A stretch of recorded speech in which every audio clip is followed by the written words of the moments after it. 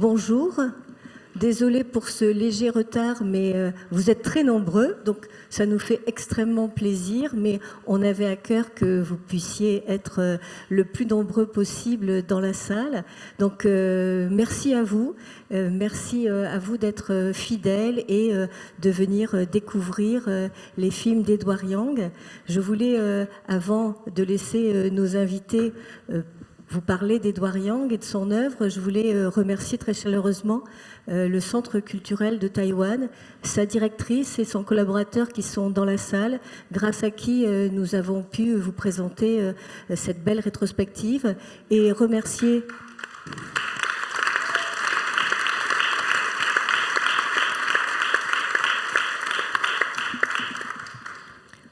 Vincent Paul Boncourt, donc, qui va intervenir, je vais aller à ses côtés, et qui vous a offert ce livre.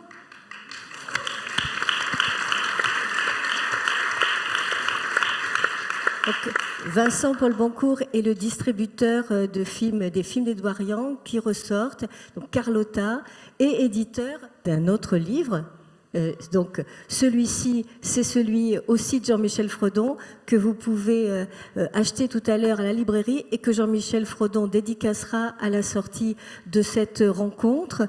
Remercier Nicolas Thévenin, que vous connaissez tous, parce que Nicolas Thévenin, vous le voyez chaque année animer des rencontres. Et Nicolas Thévenin est là parce qu'il a eu la chance de rencontrer Edouard Yang et de faire un entretien avec lui au Festival des Trois Continents de Nantes, dont je salue l'ancien directeur et fondateur qui est dans la salle.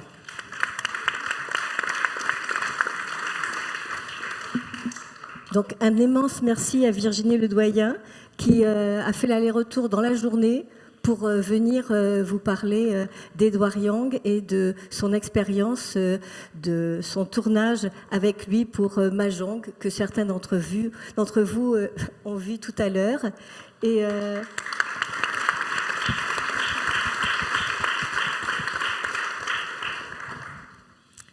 Et Jean-Michel Frodon, qui va animer cette rencontre et qui va aussi certainement beaucoup intervenir, parce qu'on peut le dire, c'est le spécialiste d'Edouard Yang.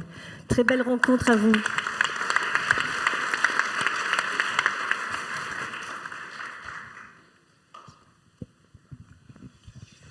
Merci Sylvie, merci à vous d'être là. Bonjour, c'est très réjouissant de partager un moment avec un public aussi nombreux. Peut-être tout très simplement pour enclencher cette conversation, cet échange, cette table ronde. D'abord dire que c'est particulièrement heureux parce que le cinéma d'Edouard Yang, il pouvait disparaître. Edouard Yang a été repéré un peu à un moment comme appartenant à ce mouvement qu'on a appelé le nouveau cinéma taïwanais, qui est apparu à Taïwan au début des années 80, que grâce à quelques passeur, Alain Jalado, du Festival des Trois Continents, qui est là, Olivier Assayas, qui l'avait rencontré à Taipei et qui avait commencé à parler de lui, d'autres festivals, des critiques, on avait commencé, et puis il y a eu un moment d'une sorte de blocage, qui a une explication, moi j'en ai une explication qui est que nous sommes des gens paresseux. On avait identifié Hu Xiaoqian et on a trouvé que ça suffisait. Et c'était injuste, évidemment, c'est absurde, ça n'a aucun sens. Et qu'il y a eu une espèce de blocage, de stand-by comme ça. Et que c'est remarquable et important que des gens, et Vincent en particulier, parce que le travail que fait Vincent Paul Boncourt avec la société Carlotta, c'est de l'édition, c'est de la distribution, c'est de l'édition au sens DVD et au sens bouquin. Merci de rééditer mon livre pour ça. Mais c'est plus que ça, c'est construire de la visibilité, de la circulation, de l'existence dans un imaginaire collectif. Et quand un grand festival comme La Rochelle s'en empare, ça y contribue massivement. Et c'est ça qui est en train, je crois, de se passer maintenant, qui va se continuer à la Cinémathèque française, dans les salles, dans d'autres endroits, j'espère, pas seulement en France. Il n'y a pas de raison que ce soit que français, cette affaire-là.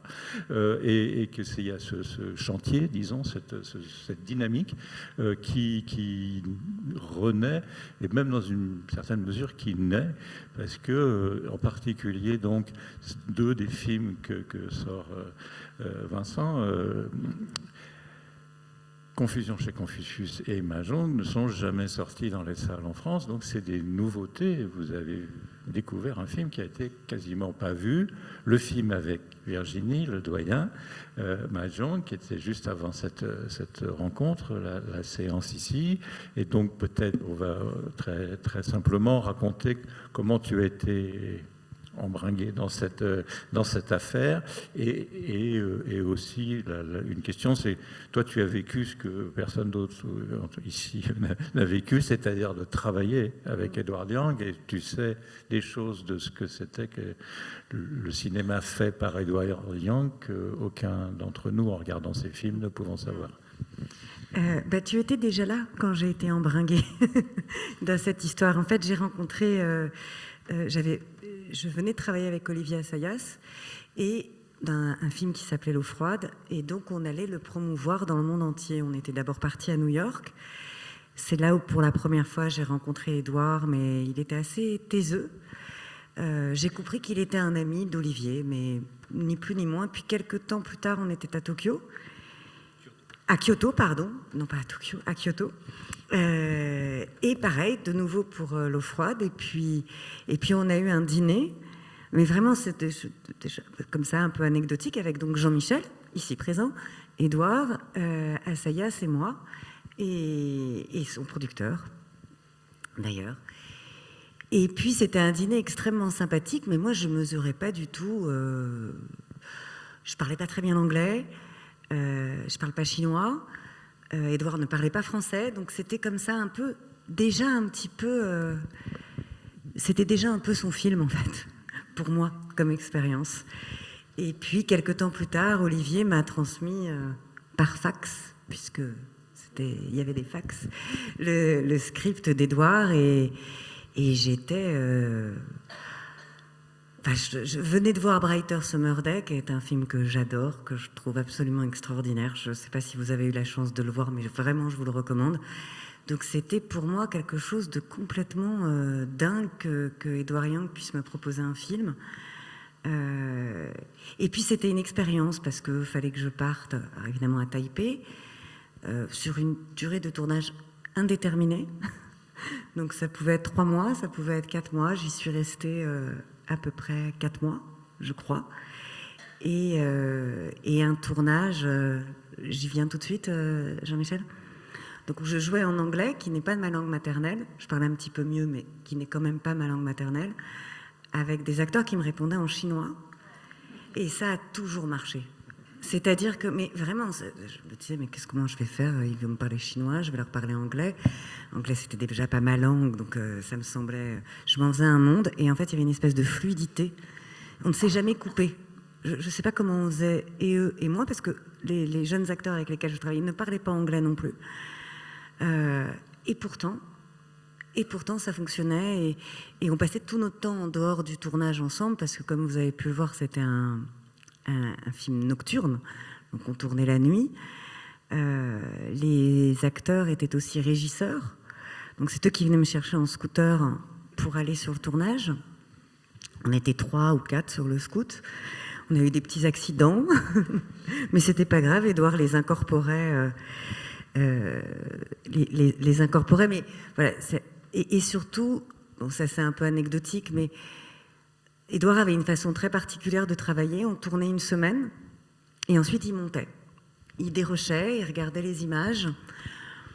Ça lui plaisait, soit ça lui plaisait pas, on recommençait. Donc évidemment, c'est très particulier, parce que c'est comme si le film se réécrivait chaque semaine. Et pourtant, du tout début de notre rencontre, avant même que j'arrive à Taipei, il a fait le film qu'il voulait faire. C'est-à-dire que c'est quelqu'un qui a une capacité de se servir du réel. Mais vraiment, quand j'entends le réel, ça va être il pleut, comment fait-on? On va l'incorporer dans la scène. Et pourtant, son film est tenu de bout en bout, parce que comme vous avez pu voir, c'est plein de trajectoires, plein de personnages, ça fourmille, un foisonnement d'histoires, de narration. Donc le film est à la fois très très tenu, et en même temps une capacité d'intégrer le réel sans jamais que, en tout cas moi, en tant qu'actrice, je me sois sentie manipulée. Oui, parce que ce film-là, mais c'est vrai, les films sont assez différents entre eux, en fait, mais ils ont un peu tous en commun qu'il y a beaucoup de personnages et qu'en plus, les actions sont plus ou moins simultanées, des gens font des choses pendant que d'autres en font d'autres, etc. Et ça donne à la fois un sentiment très vivant, très habité, parfois un peu touffu ou luxuriant, et en même temps, on se dit, il faut une organisation d'enfer, sinon. Mais c'est très organisé. En plus, c'était quelqu'un de très calme sur un plateau. C'est quelqu'un qui sait exactement ce qu'il fait, pardonnez-moi, je parle de lui au présent parce que c'est très vivace et qui est très très précis. Donc, et puis il faut de la précision quand on a tellement d'histoires, tellement de personnages, et puis quand on passe, particulièrement Mahjong, je trouve, et un film qui est très très contrasté, c'est-à-dire qu'on passe par des grands moments comme ça de chaos, de tension, etc., des moments presque angéliques, de douceur, donc c'est des rythmes qui sont très très différents. Donc faut quand même avoir un metteur en scène qui sait précisément ce qu'il fait et à quel moment il va le faire. Et c'est pour ça que sa méthode, moi je n'ai jamais rencontré depuis un cinéaste qui fait ça. Je l'ai trouvé tellement intelligente de pouvoir tourner une semaine, de dérocher, de voir ce qu'on avait fait, de voir si on ne sait pas. Je dis c'est vraiment un minuscule parce que c'est lui. Si finalement il n'allait pas dans un sens qui n'était pas propre et propre au film, et ça donne quelque chose de très très organique et de très curieusement très contrôlé. Moi j'ai une explication à ça qui vaut ce qu'elle vaut, mais c'est entre autres beaucoup d'autres choses. Edward Yang, c'était un ingénieur informaticien de haut niveau. Et il y a un côté des connexions dans tous les sens, mais qui ne peuvent pas, qui font toujours qu'est-ce qu'il faut. Et c'est ce qui se passe dans ces films. Ouais, c'est comme absolument. Un câblage d'ordinateur. C'est exactement ça. Un film d'Edward Yang. Et donc, tu as vécu des modifications substantielles après le dérochage. Il disait, bon, bah alors là, on va... J'en ai vécu une énorme. Alors, je le dis parce que 30 ans ont passé, mais on a changé d'acteur. Au bout de 2 mois. Alors bon, un mois et demi, l'acteur était formidable, enfin l'acteur était vachement bien, mais d'un seul coup, ça n'allait plus. Ça racontait plus ce qu'il voulait raconter. Donc il est arrivé, il m'a dit, voilà, l'acteur, celui qui jouait mon amoureux, un autre arrive, alors il est plus anglais, il est américain, soit, je ne faisais pas beaucoup le distinguo des accents, excusez-moi, bon, ok. Et on a refait, on a retourné les scènes du début. C'était curieux et pourtant, ça peut sembler étrange, parce que c'était les mêmes scènes, les mêmes décors, la même mise en scène. Il ne s'est pas mis soudain à faire des plans différents, etc. Et bien, moi, j'avais l'impression que je ne l'avais jamais tourné. C'est curieux. Ce que je veux dire par là, c'est que encore une fois, comme un architecte, en fait, à un moment donné, dans son puzzle, il avait besoin d'une autre énergie. Parce qu'en fait, ce qu'il cherche, c'est des énergies. Et l'énergie de l'acteur précédent, qui était un très très bon acteur, ne correspondait plus. C'était pas tant avec moi qu'avec tout le film. Et effectivement, il a choisi un autre acteur et qui s'est emparé du personnage sans jamais qu'on se dise oh là là, le pauvre, il vient après le. Enfin, c'était évident. Edouard Yang, il y a beaucoup de dimensions dans son cinéma. Une des dimensions majeures, et elle est très présente dans Mahjong comme dans pratiquement tous les autres films, c'est la ville, le rapport à la ville de Taipei. Toi, il te montre la ville, tu en comprends des choses, il y a une relation à l'environnement au-delà du rapport avec tes partenaires et avec Edouard lui-même. Ouais, alors moi j'y suis restée longtemps quand même, je découvrais, c'est une ville que j'adore. Vraiment, c'est une ville absolument fantastique, d'une vitalité, et alors en plus c'est une espèce de ville champignon comme ça, moi je la trouve hyper belle. C'est comme un labyrinthe, c'est-à-dire que je m'y suis baladée, Edouard m'a emmenée, alors en plus c'était par quartier, alors bon bref, on faisait des tours de quartier, etc. Mais plus encore une fois que les monuments, que les quartiers. Moi, je passais beaucoup de temps au zoo, dans une maison de thé. Bon, bref, parce qu'on ne tournait pas la journée. Donc, j'ai eu le temps de la découvrir, cette ville. Et la nuit, on y tournait. Donc, j'ai pu découvrir cette ville de façon double, en fait, nocturne et diurne. Et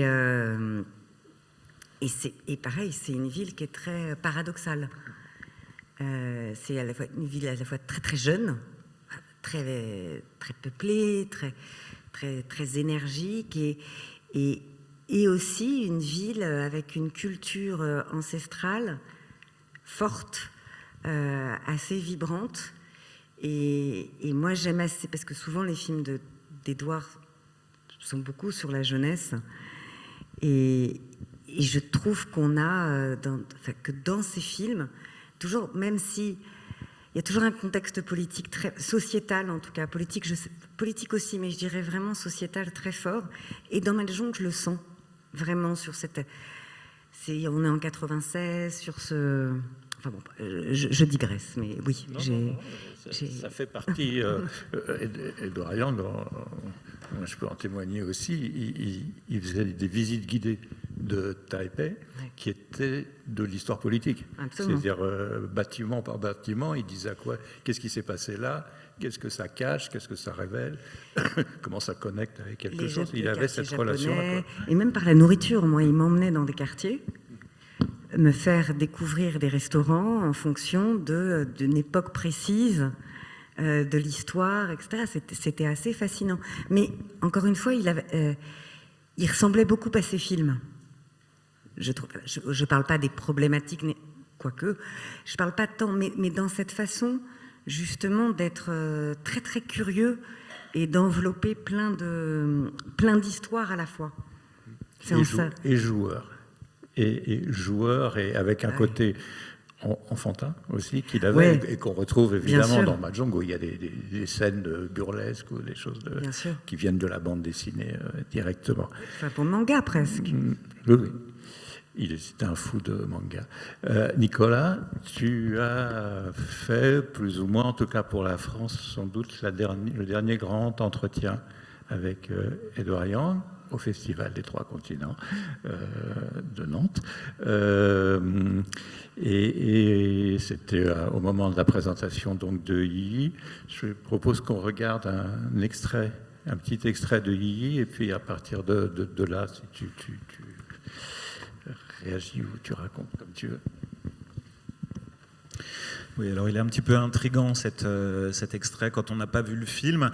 Je ne vais pas m'amuser, ni aucune d'entre nous, à essayer de vous résumer l'intrigue de Yi Yi pour resituer précisément cet extrait, parce que ce serait assez complexe, dans la mesure où Yi Yi, comme la plupart des films d'Edouard Yang, il en était question à l'instant, fourmille d'intrigues, de sous-intrigues, de personnages qui se croisent, d'interactions plus ou moins furtives. Donc le meilleur conseil que je puisse vous donner, en fait, c'est de voir Yi Yi, bien évidemment, si vous ne l'avez jamais vu. Et à cet égard, je pense que je vais me livrer un exercice un petit peu périlleux, parce que je vais parler notamment de Yi Yi, mais il me semble que la première projection ici à La Rochelle a lieu demain matin, je crois. Donc, histoire d'éviter de me faire lyncher, je voudrais savoir qui parmi vous n'a jamais vu Yi Yi encore. Très bien. Donc, je comptais parler du dernier plan du film. Je vais peut-être pas le faire, ou alors de manière très allusive. Non, mais avant de parler de Yi Yi précisément, effectivement, je vais peut-être me focaliser un petit peu sur ce film. Dire en préambule que mon rapport à Edward Yang est bien moindre que le vôtre. Enfin, je n'ai pas eu la chance d'avoir cette proximité à lui, mais que le contact que j'ai eu avec Edward Yang a été certes relativement furtif, mais important dans la construction ou l'avènement de ma cinéphilie. Donc il y a une date, c'est 2004, où effectivement j'avais pu m'entretenir longuement avec Edward Yang. C'était à Nantes, comme ça a été répété plusieurs fois. De même qu'il y a un jeu à la nantaise, il y a aussi une cinéphilie à la nantaise.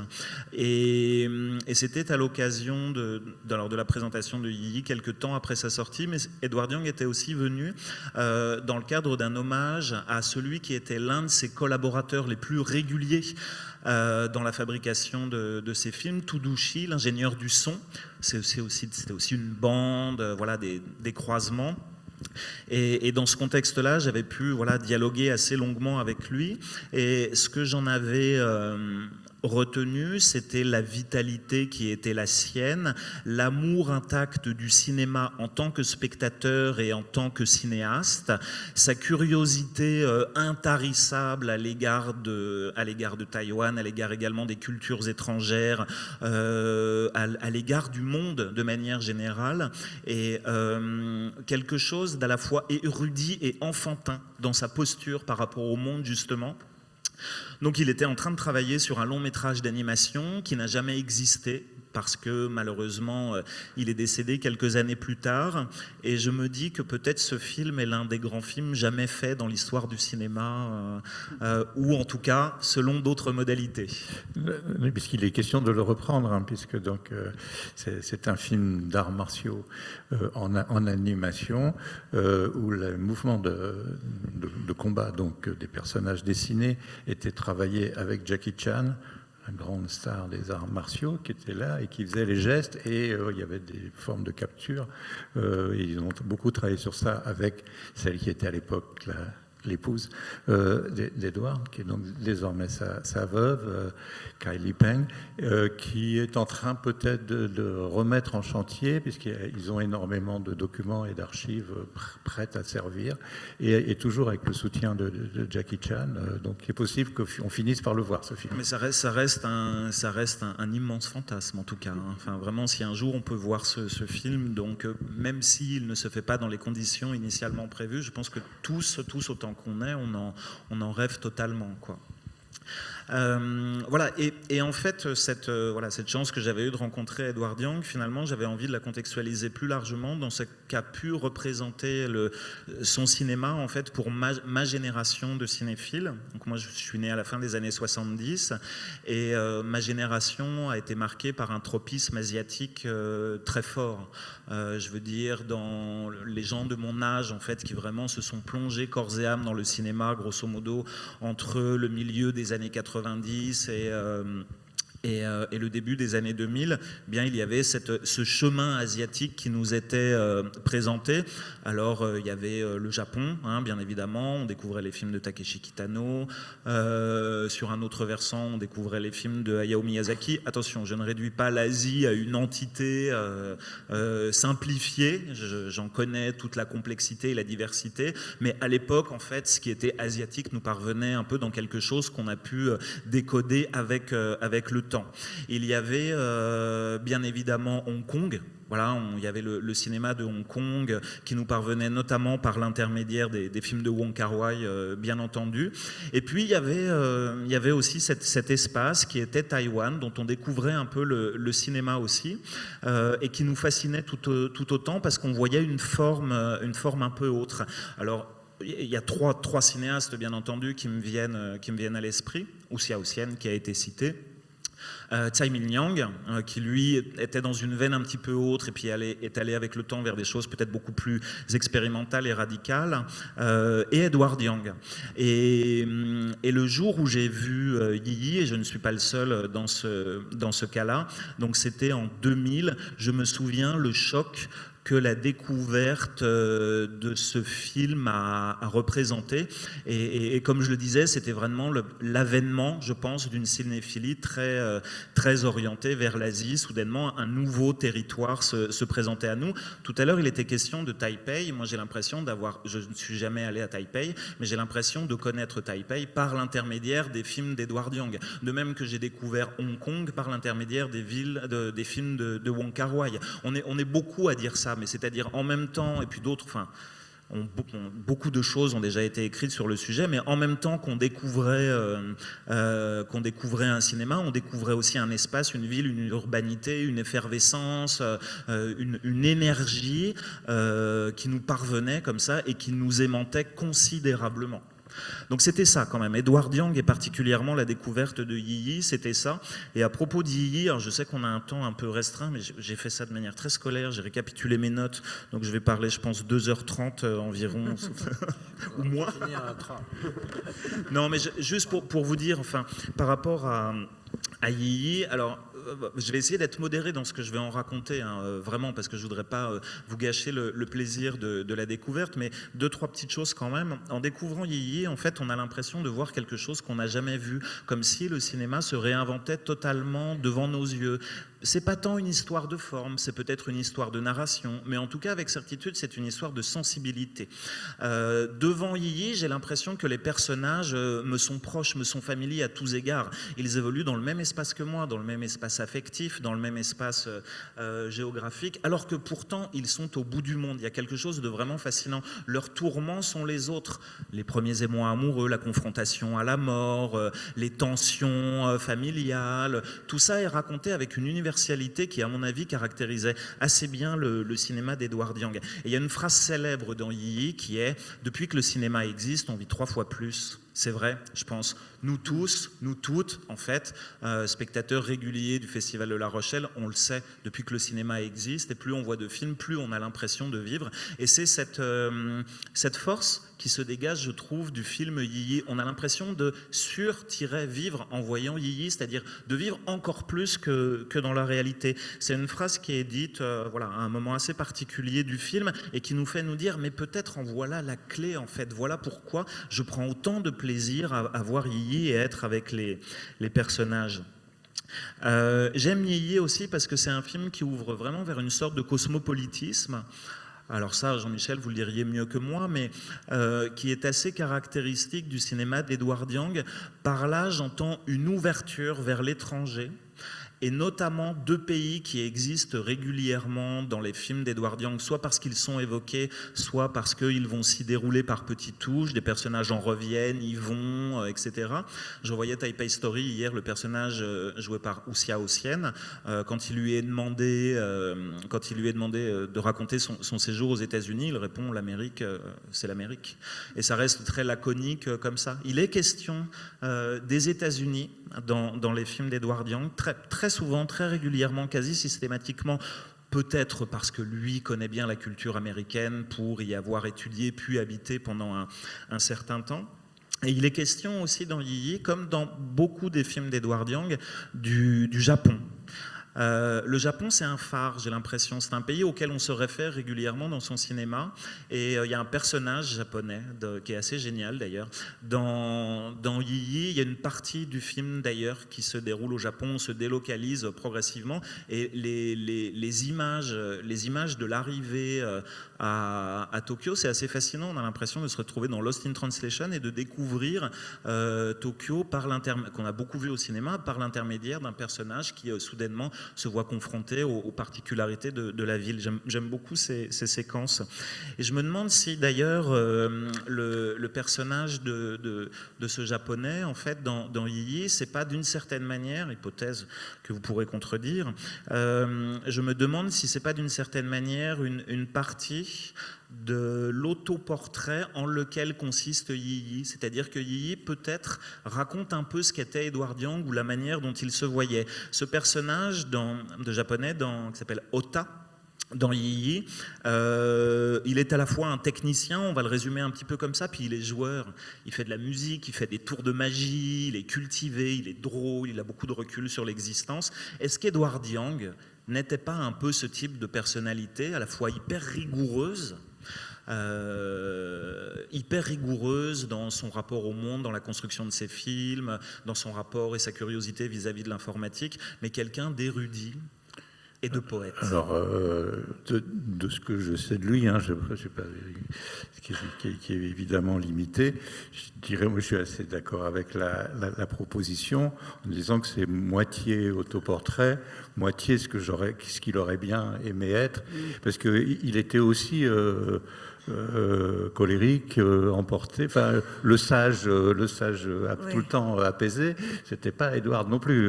Il avait des grandes énergie et certitude que ce qu'il voulait faire, c'était ça qu'il fallait faire et qu'il fallait renverser les obstacles pour y arriver. Il l'a fait avec chacun des films. Il n'a pas fait tellement de films et puis son œuvre s'arrête assez vite. On ne l'a pas dit, mais c'est important de se souvenir que Yi Yi, c'est son dernier film en 2000, à un moment où, et c'est un film qui va avoir un succès important et même une vraie reconnaissance enfin, ce qui n'avait pas été le cas de tous les précédents. Et de ce point de vue-là, il y a quand même une mélancolie autour de Yi Yi, c'est que c'est une injustice qu'au moment où il va être reconnu, il est malade. Hein, quand tu le rencontres à Nantes, son cancer est diagnostiqué, et il va en mourir ensuite.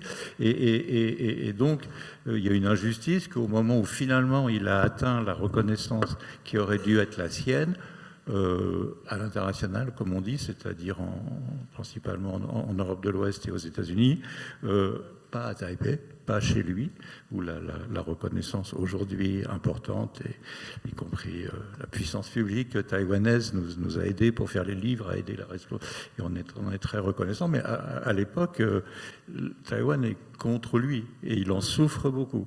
Mais c'est aussi parce qu'il s'est un peu engueulé avec tout le monde, et qu'il a envoyé promener la terre entière, et surtout les gens qui étaient dans les environs. Donc le personnage d'Ota, qui a lui cette sorte de sagesse, c'est un peu ce qu'il était par certains aspects, et c'est aussi un peu ce qu'il aurait aimé être ou ce qu'il aurait voulu pouvoir être. Lui, il avait un rapport important avec le Japon, notamment à travers le grand auteur de manga qui s'appelle Tezuka, et notamment la figure de Atom Boy.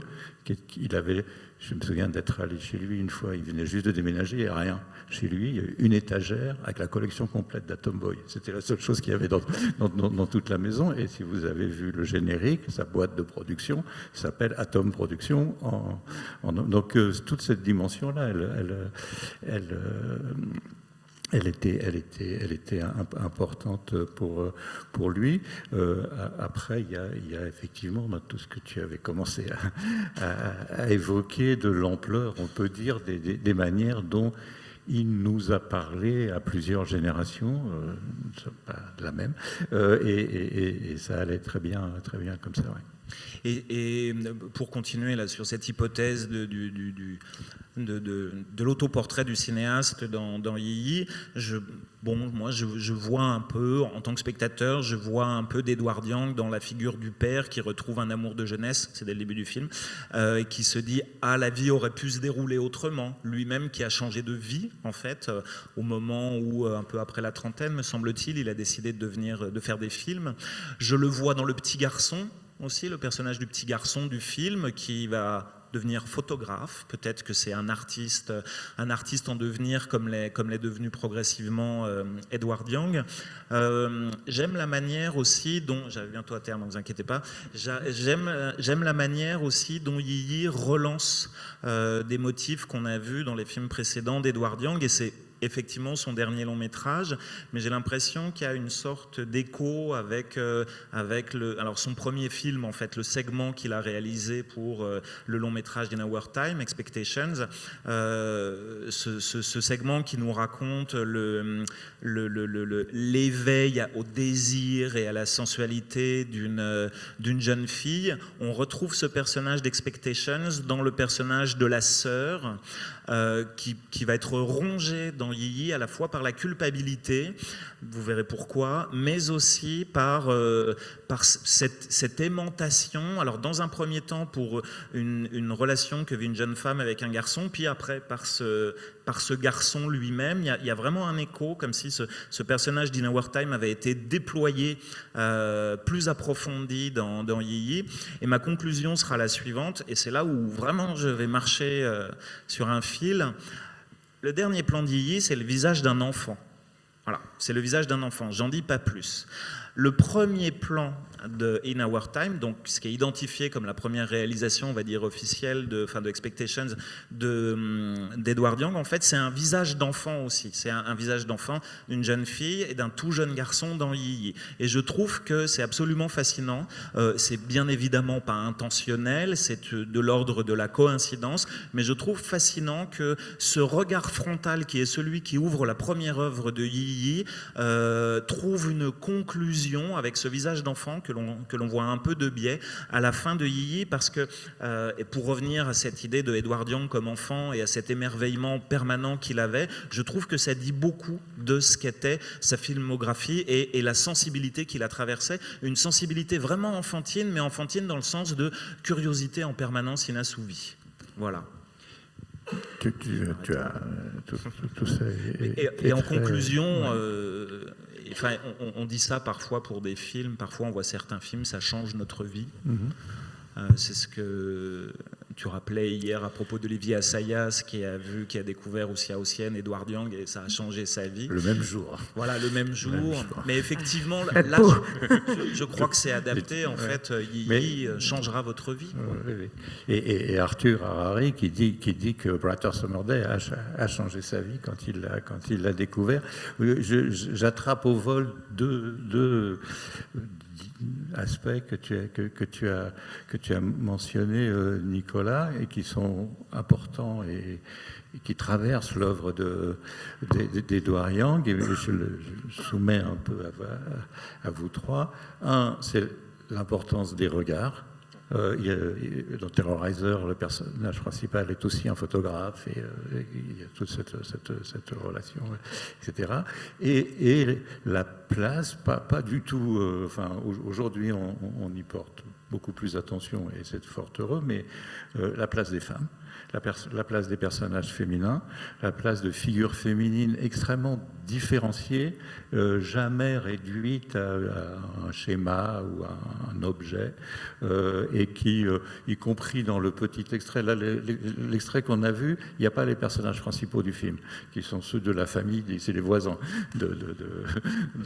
des gens qu'on voit là, mais on a déjà aperçu que la dame, elle est beaucoup plus solide et à la fois les pieds sur terre et comprenant ce qui se passe que le bonhomme, ce qui est une situation qui se retrouve dans beaucoup de films, et dans Confusion chez Confucius, l'écart entre l'intelligence et l'attention au monde et aux autres des femmes et la vacuité sous des formes très différentes des hommes. C'est un film qui a des dimensions comiques, voire burlesques, grotesques, Confusion chez Confucius, mais pas que. Et peut-être aussi, Virginie, de ce point de vue-là, parce que les femmes de Mahjong, et notamment ces trois femmes là qui reçoivent le gars qui fait de la géomancie là, il y a quand même des volontés de ne pas rester enfermés dans les représentations. C'est pas des personnages stéréotypaux, tout simplement. Et c'est vrai que... Et en plus, d'autant plus chez les jeunes filles. C'est-à-dire qu'il a beaucoup filmé les jeunes filles, Edward. Et le mythe de la jeune fille au cinéma est un peu objetisé, parfois en tout cas. Chez Edward, jamais. Mais il avait un grand respect des femmes, pas mal d'ironie sur les hommes, je dois dire, quand même, dans ses films et dans la vie. D'où parfois un petit côté suffisant. Voilà, ça pouvait énerver des gens, mais c'est vrai qu'il avait une grande attention et par exemple, c'est aussi un cinéaste qui a filmé des choses très sensuelles dont jamais on peut se dire, comme parfois ça peut arriver, que les femmes sont objetisées, par exemple.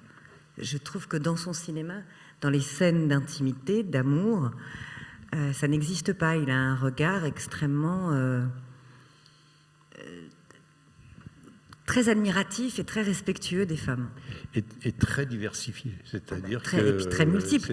Oui, mais c'est en ça qu'elles ne sont jamais stéréotypées, ces femmes. C'est des personnages avec une richesse beaucoup plus grande en fait que les personnages masculins, qui sont plus souvent volontiers enfermés dans une position. Et puis, souvent des aspects comiques dans les films, qui tournent souvent en dérision, je dirais. Et chez les femmes, jamais. Et il y a un éventail de personnages féminins chez Edward Young vraiment étonnant. Vraiment. Vincent, il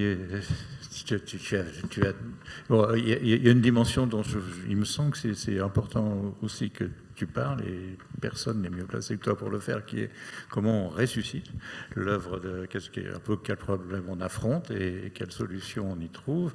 Mais bien sûr, tu es d'abord quelqu'un qui adore le cinéma et qui le regarde, donc tu n'es pas enfermé dans la seule posture du type qui a fait les restaurations. Oui, surtout qu'on ne les a pas faites, donc on en est le distributeur, donc c'est vrai que la découverte d'Edward Young, c'est comme un petit peu mes camarades l'ont dit, c'est aussi une découverte de l'Asie, c'est une découverte dans les années 80-90. Alors, malheureusement, je n'ai pas eu la chance, comme vous avez vu, de rencontrer Edward Young. J'ai rencontré Edward Young par son cinéma en tant que spectateur, d'abord, avant même de devenir distributeur à la fin des années 90. Et en même temps, c'était un vrai challenge, et Jean-Michel l'a souligné, de voir ces films, en fait. Sur les 7 films qu'il a réalisés, très peu sont sortis à l'époque, c'est-à-dire au moment où ils ont été tournés, montrés, découverts. Les films voyagent un peu moins. On parlait du Festival des 3 continents qui a été un précurseur, et Alain Jolodot dans la salle qui est là, est cofondateur. Donc c'est lui qui a fait découvrir en France, bien avant les festivals de Cannes, de Berlin, Venise ou autres, des talents comme Edward Young, comme Moussia Ossienne, comme Abbas Kiarostami. Donc il fallait vraiment aller à la recherche de ces films. Brighter Summer Day, je crois, avait été refusé par les festivals internationaux. Quelqu'un qui œuvrait énormément, et que vous avez dû connaître, c'est Pierre Rissian, qui œuvrait, d'ailleurs son nom est dans leur remerciement. Il y a des jolis noms dans leur remerciement à la fin. Ça fait déjà rien que ça, un très beau générique. Et Pierre Rissian, que j'ai bien connu, et qui me parlait énormément de cinéma, et à chaque fois, tu devrais sortir telle ou telle chose. Et il avait raison, parce que ça allait de Kingu à Lino Broca en passant par Edward Young. Je disais, comme pour Lino Broca, oui, on adorerait les voir. Moi, les voir déjà en tant que premier spectateur et puis distributeur. Mais en même temps, ces films, on n'y a pas accès, problème de droit, de matériel, etc. Donc Brighter Summer Day est sorti en France dans une version qui a été coupée de 3 heures par rapport à celle initiale de 4 heures. Ici, vous pouvez voir la version intégrale qu'on avait ressortie il y a quelques années, mais même si celui-là a été sorti, c'était pas dans sa version voulue et définitive.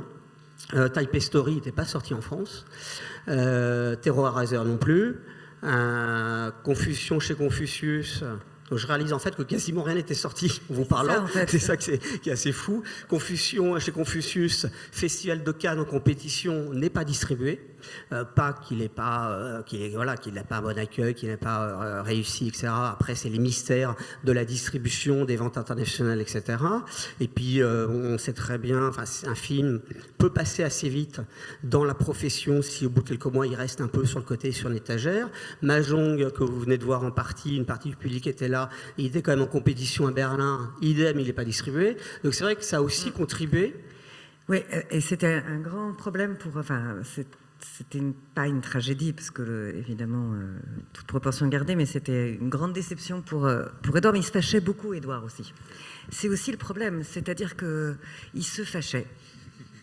Il s'est peut-être fâché avec des possibles acquéreurs, distributeurs. Sur Mahjong, ça a été dramatique, en fait. C'est-à-dire que le film n'est pas sorti parce qu'il s'est fâché, et que le film était...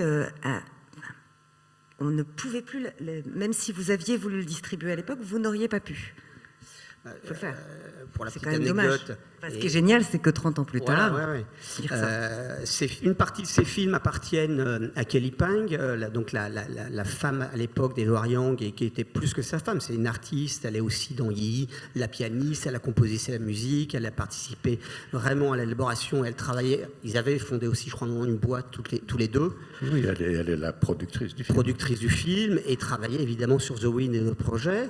Et Kelly Pang, qui est connue pour ne pas être forcément facile professionnellement, humainement, et donc qui était la fan de moi. Nous, on a des très bons rapports avec elle, et on a la chance d'acquérir les films auprès d'elle. Mais c'est vrai qu'un film comme Writer's Summer Day, et grâce à Pierre Rissian, qui l'avait fait rencontrer à Los Angeles, puisqu'elle habitait là-bas, j'ai mis, je crois, 2 ou 3 ans avant d'acquérir le film. Donc ça vous donne le niveau de difficulté, après de passionnel et d'obsession, de vouloir vraiment y arriver, et puis un jour, on se dit, on va y arriver. Et là, sur Confusion chez Confucius et Mahjong, qui ont été restaurés avec le Taiwan Film Institute, qui fait un boulot extraordinaire de préservation, de restauration, et aussi de commercialisation, c'est-à-dire qu'ils peuvent avoir les droits d'un certain nombre des films qui restaurent. Ce n'était pas le cas de ces 2 films d'Edward Young, et j'ai dû revenir à l'assaut, entre guillemets, auprès de Kylie. On se connaissait déjà un peu plus, mais ça a mis du temps, et c'est pour ça aussi que ces films, même restaurés, n'ont pas été encore montrés en France, puisque difficulté de même les louer ou les montrer dans les festivals. Et enfin, pour terminer, on était simple spectateur à l'époque. Lui a réussi à trouver une compétition à Venise, prix de la mise en scène, on est en 2000. La même année, puisque tu parlais de Wong Kar-wai, il y avait The Mood for Love en compétition. Les films sont sortis à Cannes, hein. Non, je parle à Cannes. Ouais. J'ai pas dit Cannes. Et j'ai vérifié les dates. Les films sont sortis en France à 1 mois et demi d'écart. C'est pris les 2 films. Alors, les 2 films ont été de très beaux succès. The Mood for Love, comme Wong Kar-wai, il a tout explosé, et malheureusement cache aussi l'arbre derrière la forêt de tout ce cinéma hongkongais qui est génial, de Stanley Kwan à d'autres, qui ont été éclipsés malheureusement un peu par Wong Kar-wai. Ça n'empêche pas ses qualités de cinéaste et d'immense cinéaste. Mais heureusement, lui a trouvé un beau distributeur à l'époque d'Iafana, qui l'a sorti. C'était un très beau succès. Et malheureusement, comme le disait Jean-Michel, on pouvait s'imaginer, ça c'est aussi une des injustices dans la vie, et malheureusement il y en a beaucoup. On peut imaginer, on ne le saura jamais, mais qu'il était parti pour 10 ans, et il pouvait réaliser 3-4 autres films majeurs qu'il aurait mis sûrement sur la carte au niveau d'Oussia Ossienne, qui lui a connu ça 10 ans avant avec La Cité des Douleurs, Lion d'Or à Venise fin 80, et qui était parti pour 10 ans incroyables, même un peu plus, dans les années 90. Donc il arrive au moment où enfin il sort de l'appréciation festival, critique, et pas forcément de succès, ou en tout cas en France, parce que les films de manière générale ne sortaient pas, donc n'étaient pas vus, et il y arrivait, et puis malheureusement ses soucis de santé ont fait que c'était son dernier film et que c'est devenu son film posthume. Voilà, et donc pour prolonger, pour répondre à tes questions, Jean-Michel, c'est vrai que pour nous c'est de travailler l'histoire du cinéma, ce qu'on fait depuis 27 ans, c'est quelque chose au quotidien, et d'aller à la recherche de films d'œuvres. Alors l'œuvre d'Edward Young est connue malgré tout, hein. Jean-Michel en est un des grands partisans et défenseurs, Olivier Assayas. Olivier qui est malheureusement pas là aujourd'hui, mais quand on avait sorti Type Story, on avait fait un très beau supplément avec lui, et il m'avait dit quand tu feras des choses sur Edward Young, je suis prêt à tout faire, alors qu'il aime moins parler d'Oussia Ossienne, qu'il adore, mais pour lui c'est un peu plus établi, donc il veut pousser Edward Young. J'espère qu'on va le retrouver sur la réalisation des suppléments et des bonus des futures éditions vidéo qu'on fera. Donc là mais c'est aussi quelque chose qui se construit de manière aussi naturelle dans notre vie personnelle et professionnelle, c'est-à-dire qu'il y a à peu près 10 ans, on a pu acquérir Writer's Summer Day, on l'a ressorti il y a 8 ans dans sa version intégrale, en salle, en vidéo. Un certain nombre de gens l'ont découvert par la suite, comme Arthur Harari, qui l'a découvert il y a quelques années et qui, je crois, n'avait pas vu un seul film d'Edward Young, a été subjugué. Ensuite, on a eu l'occasion, parce que le film était restauré par la Film Foundation de Scorsese, Type Story, de pouvoir aussi l'acquérir et donc d'un seul coup de le montrer et le diffuser. Donc c'est toujours toujours dans ce rapport qui mêle tous les secteurs du cinéma où il faut qu'un film ait un ayant droit, s'en occupe, le préserve, le restaure, et ensuite souhaite aussi qu'il ne soit pas juste vu sur une seule séance unique dans un festival avec tapis rouge, mais aussi montré et diffusé et au plus grand nombre à travers les festivals, les cinémas dans toute la France, etc. Et puis, ces dernières années, notamment sous l'impulsion de Cally Peng, qui fait un travail remarquable de préservation de l'œuvre de son mari, aussi bien d'archives, puisque certains d'entre nous, en tout cas je sais que Jean-Michel y était à l'ouverture, moi non, mais quelques mois après, il y a eu une exposition incroyable à Taipei, au musée des Arts à Taipei, sur des milliers de mètres carrés, on revenait dans chaque pièce. Donc il y avait la pièce Mahjong, il y avait la pièce Terrorizer, traitée aussi comme, parce que je pense qu'il est intéressant, et on se rend compte directement ou indirectement, évidemment, Édouard Yang est un immense cinéaste, mais on sent qu'il touche à tous les arts plastiques. Et dans cette exposition, on allait plus vers l'art contemporain avec des installations liées à ces films, et pas comme une manière de gadget. C'est-à-dire que c'est vraiment, on sent, d'ailleurs la séquence de Yi, on voit ce loft, le cadrage, l'utilisation de l'espace, ça renvoie à d'autres scènes quand on vient de voir Mahjong. Donc il a un rapport, je pense, à tous les arts, et de dépasser le cadre uniquement du cinéma, ce qui fait souvent le cas de la force des immenses cinéastes et qui restent. Donc cette exposition-là a s'est faite et a été initiée par Cally Peng, et c'est elle qui a aussi initié la restauration de Confusion chez Confucius et Mahjong, ce qui nous permet, nous, en prenant tout simplement, modestement, le relais en tant qu'ayant droit France, de vous le montrer, de le sortir. Et vous, ceux qui étaient là, c'était vraiment... Et c'est pas parce que, voilà, on peut dire vous êtes les premiers à le voir, c'était vraiment la première projection en France de la restauration, et très peu de gens l'avaient vu précédemment, parce que je pense qu'il fallait juste être à une séance à Berlin, peut-être une séance à Nantes et une séance à la Cinémathèque. Donc voilà, là, c'est d'une certaine manière aussi, et qu'on a acquéri tout récemment, puisque c'est les 25 ans du film, le film vient d'être restauré en 4K. Le lancement s'est fait à Cannes Classique, maintenant ici. C'est la chance et la possibilité, et d'aller chercher aussi cette chance-là de vouloir travailler sur un auteur, un cinéaste, et de le faire découvrir le plus possible. Et d'abord, c'est ce qui nous anime en premier lieu, en salle de cinéma, sur grand écran. Merci. Est-ce qu'il y a des questions ou des réactions? Oui.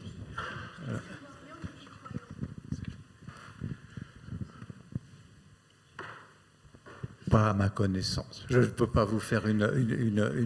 Est-ce que Édouard Yang était croyant? Je ne crois pas. Je suis même sûre que non. Mais après, madame, c'est que peut-être vous en faites l'hypothèse en voyant ces films. Enfin, je veux dire, cette question, elle vient probablement pas de n'importe où. Ce serait intéressant que vous nous disiez pourquoi vous avez développé cette pensée. Ah oui. À cause de l'importance du baiser. J'ai été très frappée par, tout au long du film, la blague autour du baiser. J'embrasse pas. D'ailleurs, c'est le nom d'un film. Dans un définé. Voilà. Et au début, j'ai trouvé ça drôle. Enfin, effectivement, c'est burlesque dans les scènes. Et puis, j'étais très, très étonnée de ce jeune garçon qui tombe en dépression là, quand il est face à ces trois cougars. Et bah oui, c'est très burlesque aussi parce qu'elles sont très caricaturales. Je ne suis pas d'accord avec ce que vous avez dit tout à l'heure d'ailleurs. Elles sont très caricaturales, ces femmes, et elles sont le pendant des garçons au départ qui veulent se partager les partenaires féminines. Donc là, de la même manière, les femmes veulent se partager un partenaire masculin. Donc j'ai trouvé ça super malin dans le scénario. Et puis, et revenait toujours ce baiser. Et d'ailleurs, c'est important dans le film, le baiser, jusqu'à la fin.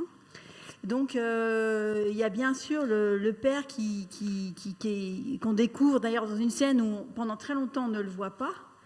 Moi, à un moment donné, j'ai cru qu'il avait une hallucination. Et on finit par voir que c'est un vrai dialogue, qu'il y a vraiment un vrai père avec un vrai fils, et c'est un vrai dialogue père-fils. Et il y a plein de situations comme ça où il y a une espèce de montée en mayonnaise, quoi, du fake et du... Voilà, et finalement, je vais pas aller plus loin. Mais donc, m'est revenue quand même l'idée de certains propos religieux sur le souffle et sur ce qui se passe avec l'appareil phonatoire et respiratoire. Voilà, donc j'ai terminé. Mais je mettrais davantage ça... Enfin, après, la foi, c'est très personnel. En tout cas, il n'en faisait pas étalage. Enfin, j'ai jamais Non, mais vas-y. À ma connaissance, la réponse, est-ce que Edouard Young était croyant? La réponse est non. En revanche, la spiritualité, ça lui importait beaucoup, et différentes formes de croyances qui comptent pour les gens, dans des rapports, alors il peut être très ironique, et dans Yi, vous verrez qu'il y a un des personnages, la mère, qui rentre dans une relation, disons, avec des gens qui font plutôt commerce de la religion, qui est montré de manière plutôt critique, mais pour ce qui est d'être sensible à des dimensions, oui, qui étaient littéraires, tu as tout à fait raison. C'est en ça, pardon, excusez-moi. Il était très érudit et il était féru de littérature, donc il avait une culture littéraire très forte. Et alors après, évidemment, je ne peux pas vous dire est-ce qu'il était vraiment... Je ne crois pas qu'il l'ait été, mais en revanche, il avait une grande spiritualité. Ça l'intéressait beaucoup. Ça l'intéressait énormément. Moi, j'avais juste, comme si j'étais dans le public, une petite question. Parce que j'ai revu Mahjong et donc il y a le personnage de Marthe. Et Marthe, c'est souvent appelé énormément Marthe. Et comme récemment... C'est dur à dire en plus pour les Chinois. Oui, mais c'est bien dit, par exemple, dans le film de Bresson. Et on sait que Edouard Young était cinéphile, on parle beaucoup d'Antonioni par rapport à ses influences. Et Bresson, ça m'est vraiment venu, en revoyant tout à l'heure Mahjong, l'influence par rapport à Bresson, par rapport à Marthe, par rapport à 4 Nuits d'un rêveur. Je sais que Jean-Michel est un grand admirateur de Bresson et de 4 Nuits d'un rêveur. Est-ce que c'est quelque chose qui est plus rapport avec Matra, le métro, la France, etc. Enfin, ça, faut aussi un peu avoir quelques codes, des fois. Et est-ce que tu en avais parlé avec Edouard Young? Est-ce que sur le tournage, il vous citait 4 Nuits d'un rêveur ou Bresson un peu comme une sorte de modèle? Voilà. Alors, pour moi, le prénom Marthe, c'est à cause de Matra. Matra, c'était omniprésent, puisque... Enfin, j'ai eu l'occasion d'aller plusieurs fois à Taipei, et ça n'en finissait jamais, cette ligne de métro là, qui devait être construite par Matra, enfin, je ne sais pas s'ils ont fini par le construire, ou si on a fini par le donner à une autre entreprise, mais il y avait les panneaux, effectivement, donc les habitants de Taipei, ils connaissaient Matra, et il y a ce jeu entre le prénom du personnage, donc le Virginie, et la marque. Comme a dit Virginie, Edouard Young était vraiment quelqu'un d'extraordinairement cultivé et intéressé par les formes innovantes du cinéma. Il connaissait Bresson. Je ne dirais pas du tout que c'était un des repères majeurs. Il était plus intéressé pour aller vite par Werner Herzog, Michelangelo Antonioni et Jean-Luc Godard. C'est-à-dire des formes qui bousculent. On peut dire que Bresson aussi est révolutionnaire, mais plus du côté de ce qui bouscule que du côté de ce qui... oui, mais en pause, disons, par rapport à l'agitation du monde. Si ça vaut pour Bresson, ça se discute. Donc tu as raison, ça nous fait résonner à l'oreille le prénom de Marthe, qui est aussi un personnage biblique important, Marthe, et qui renvoie aussi à des questions sur le regard et sur ce qu'elle a vu, etc. Donc on peut, mais c'est un peu le propre des grands films, c'est que ça nous ouvre des espaces que chacun de nous occupe avec ce qu'il sait ou ce qui lui importe, même au-delà de ce qu'a voulu y mettre son auteur, au moins consciemment. Sur le plateau, puisque c'était ta question, il parlait très peu de cinéastes. Moi, je l'ai entendu parler de beaucoup d'écrivains, de peintres, mais très peu de cinéastes.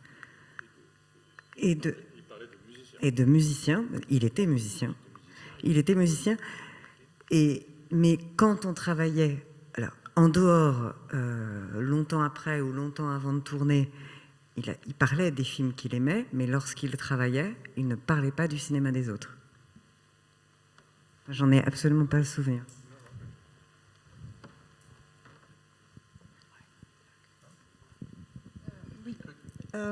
Je voulais vous demander, est-ce que l'impression que j'ai vu tous les films que je pouvais voir de lui et que je complète très joyeusement ici, j'étais toujours frappée par le cynicisme dans ces films, cette vision qu'il avait de Taipei et parfois de l'humanité dans ces films. Est-ce que c'était quelqu'un de base, basiquement, il était quelqu'un qui était cynique sur l'humanité? Moi, je dirais oui, un peu. Je dirais un petit peu. Moi, je dirais qu'il y a deux questions. Une, lui, monsieur Édouard Yang, monsieur Yang Deschamps, plus exactement.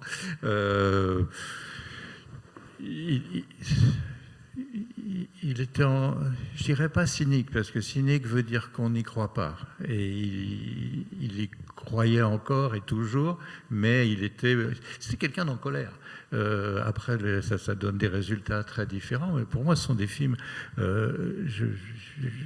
En revoyant Mahjong, c'est un film furieux. Et Confusion chez Confucius aussi. C'est moins le cas de Yi, où il y a une sorte d'ouverture ou de disponibilité. Et je crois.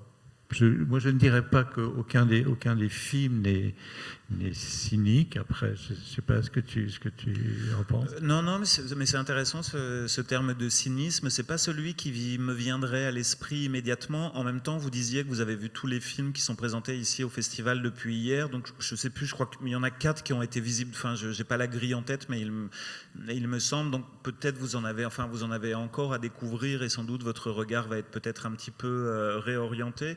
Alors, je ne voudrais pas donner l'illusion que je n'ai vu que Yi, mais quand même, j'ai envie de m'en référer encore à ce film, parce que, comme tu le disais, Jean-Michel, en fait, c'est un film qui est, selon moi, en fait, tout sauf cynique. En fait, c'est un film qui est joyeux, optimiste, qui croit à la possibilité de l'avant, de refaire les choses, de les repenser, qui croit basiquement et très naïvement que la vie est belle, et que l'amour triomphe, enfin plein de choses joliment naïves, mais comment dire ça, le conseil que je pourrais vous donner, encore une fois, c'est vraiment de voir le film, parce que le film est susceptible de déjouer ou de réorienter le regard que vous avez sur son cinéma jusque-là. Moi, je vais vous le dire de manière un petit peu différente, c'est-à-dire que j'ai fait le chemin inverse, en fait. Je suis entré dans le cinéma d'Edouard Yang par Yi, et puis ensuite, j'ai vu tous ces films antérieurs, alors un peu avec les moyens du bord, parce que comme c'était rappelé, c'est-à-dire avec des fichiers dégueulasses sur Internet, mais il n'y avait pas d'alternative, et j'ai été étonné parce que j'ai découvert de ces films antérieurs dans lesquels j'ai vu pour certains films beaucoup de violence, enfin vraiment de la violence. Même Mahjong, à certains égards, c'est un film assez violent, je trouve, hein, vraiment violent. Enfin, il y a une tension permanente et bien plus que cela. Et du coup, je me suis rendu compte que Yi occupait une place à part entière. Mais c'est pas un cinéaste que je vois cynique, peut-être un petit peu pessimiste dans sa manière de raconter une évolution urbaine trop rapide, qui déshumanise un peu, qui altère les affections, mais je le vois quand même comme un cinéaste, en tout cas jusqu'à son dernier film en date, et qui était donc le dernier, un cinéaste qui allait malgré tout vers une forme d'espoir et puis de regard amoureux du monde. Dans Yi, oui. Dans les films d'avant, ce sont des films... l'adjectif que moi j'emploierais est furieux. Il était furieux, il voyait... Il y a eu, me semble-t-il, c'est la perception que j'en ai, il y a une période d'immense espoir. Taïwan sort d'une longue dictature, sort d'une période qui a été extrêmement dure et politiquement, socialement, de misère, hein, ce qu'on voit dans...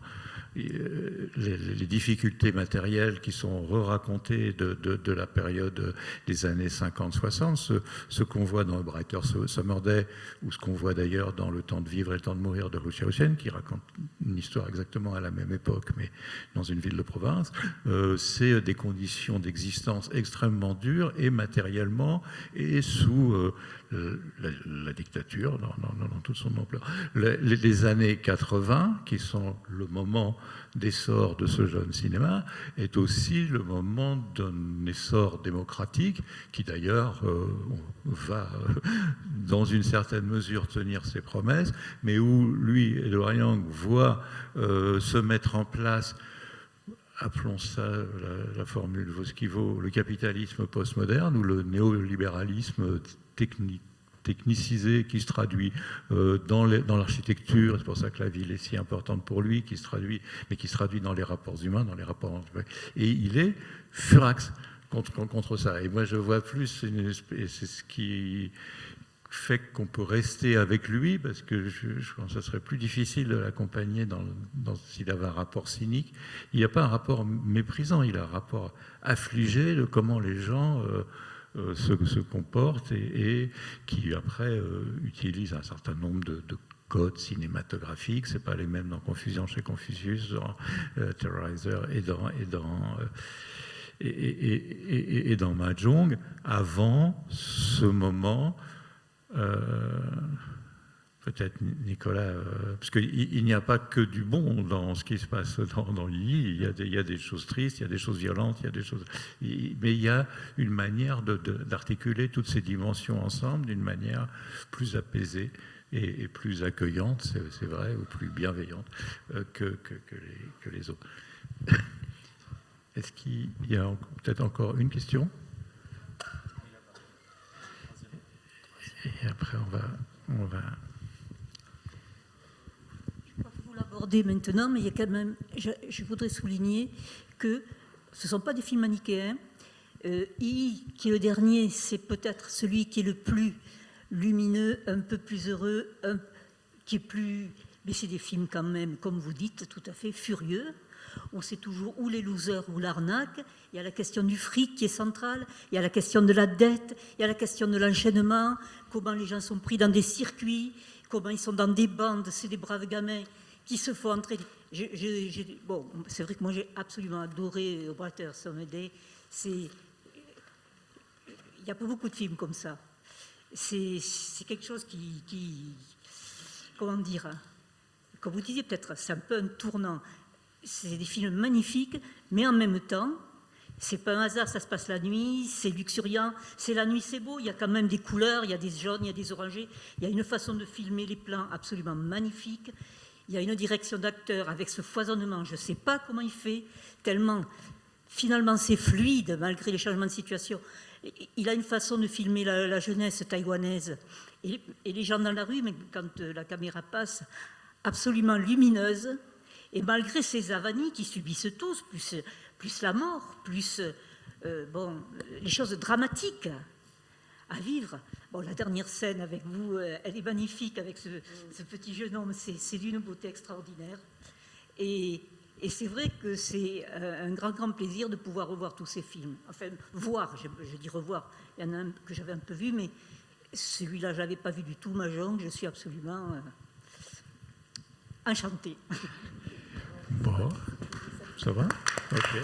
Merci à vous. Et je crois qu'on peut suspendre. Alors, je vais faire honteusement de l'autopromo, mais s'il y a des gens qui veulent venir pour le livre à la librairie, je serais ravi de les y retrouver. Merci Virginie. Merci à toi. Merci Nicolas. Merci Vincent. Et merci à vous surtout.